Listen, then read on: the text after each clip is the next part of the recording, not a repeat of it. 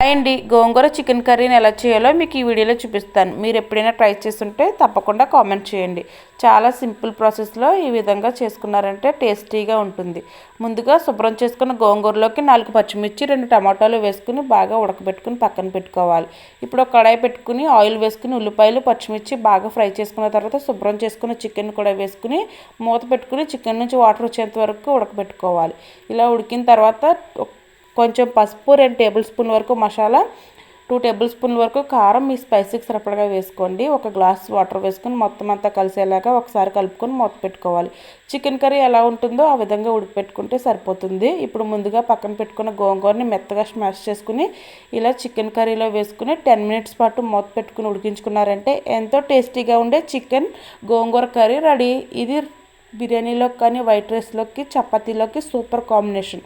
మీరు ఎప్పుడైనా ట్రై చేయకపోతే ఒకసారి ట్రై చేయండి.